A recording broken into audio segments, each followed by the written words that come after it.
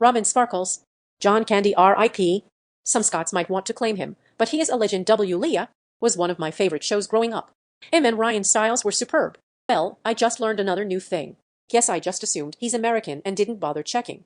Although, it doesn't matter because he's an amazing actor and better person. A true legend. Robert and Sella. Didn't even know he was sick. That they were. Loved them both ever since I first saw them on the Clive Anderson version, but they really shone when Drew Carey took over. Real Boston mafioso. I'm Canadian. Yo, Dan Aykroyd is too. He's my personal hero. Captain Hare, of course. It was more of a tie, really. I was going Ryan Reynolds's, but this is a better choice. Sorry, Ryan. He's Canadian. I was lucky enough to work with him a couple times. He is super sweet and kind. His wife is also very lovely. He's also 58 years old. If the John Wick movies keep going, he'll be right up there with Tom Cruise being an old guy doing his own stunts. 3. Yes. Any stories you can share? I bet it was a blast working alongside him. He should be on the $20 W human being. Yes.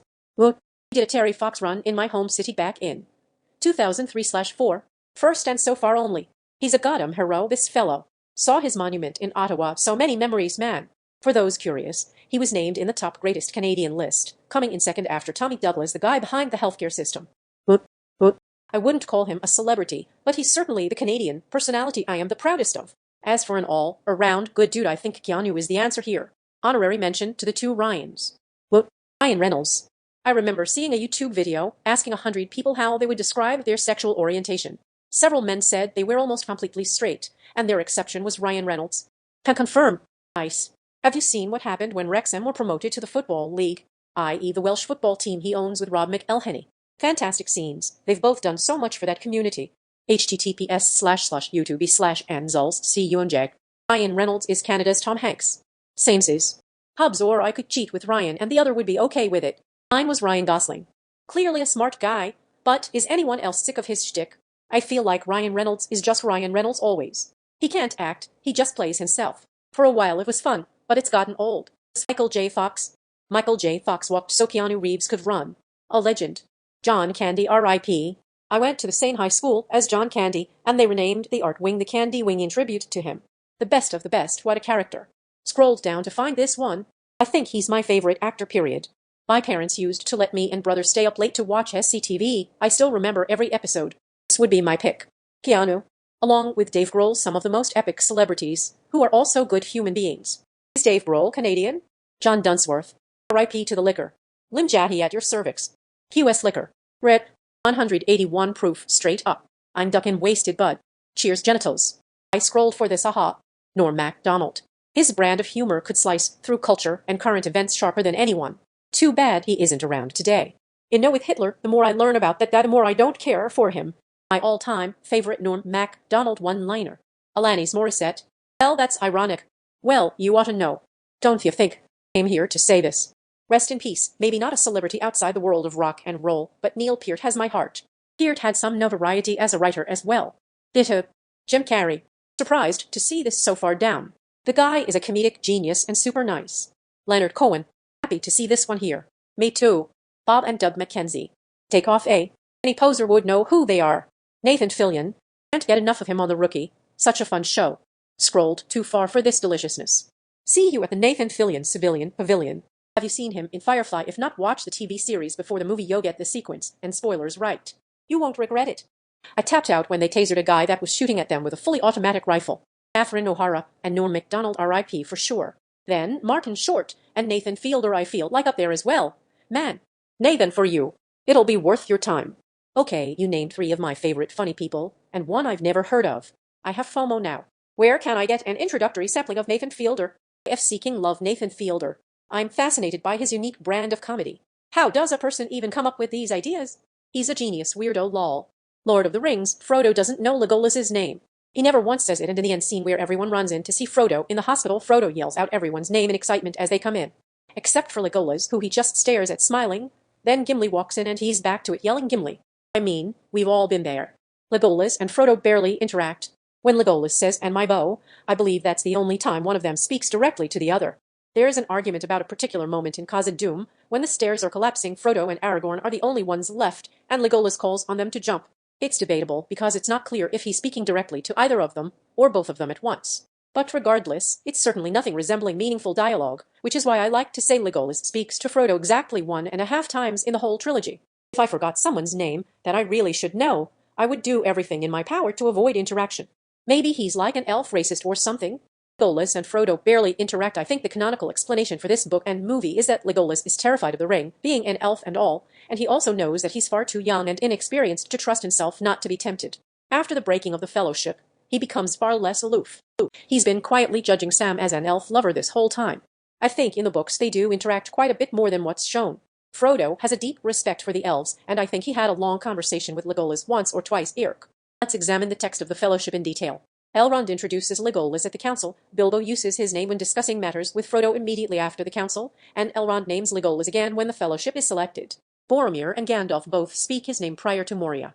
Gimli and Aragorn say it repeatedly when they enter Lothlorien, and Celeborn says it when they leave. Frodo is present at all these events. Sam addresses Legolas directly by name while traveling on the river, and Gimli praises Legolas for shooting down the winged messenger. Frodo himself never says his name, but it's all but certain he knew what it was. My opinion is that as both of them are rather aloof characters in the Fellowship, they never naturally interact much. If Legolas is scared of the ring and doesn't want to be tempted, he may have been trying to stay apart from Frodo, and Frodo, knowing what he does about elves, may be trying to respect that. Of course, that's why Frodo is definitely trying not to get too close with Anion over the first book, and possibly why he initiates very few conversations in general.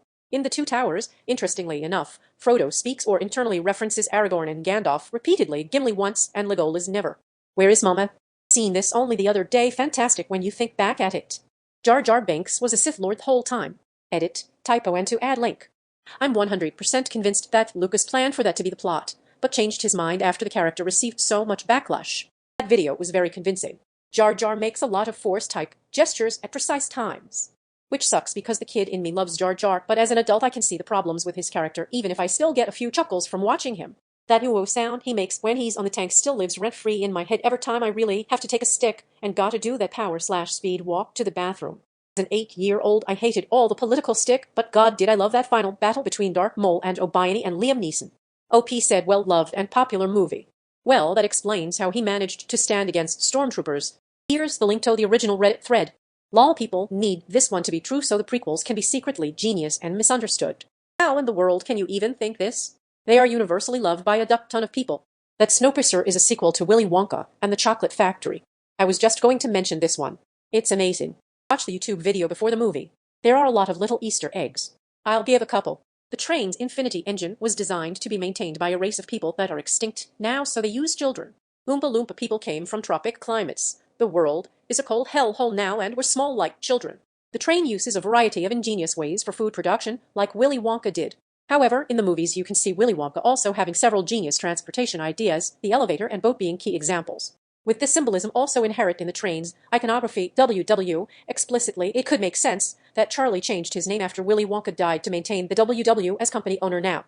There are more Easter eggs, but it's been a while since I deep dive into it. I think the last one I remember is how he used people. For instance, he places plants throughout the train of people who actually work for him. Just as he did with Slugsworth during the movie about stealing his recipes to find if people are true to his vision or not. It's definitely a cool idea, and I love that movie, the show, less so much. You've blown my mind. My mind was blown when I stumbled upon a YouTube video making the connections. I can't recall which one it was. But damn, it goes past coincidence. https://youtube/jex52hometvu obviously will have spoilers. Could you further expand on this? I'm about to watch Snowpiercer. Very interested.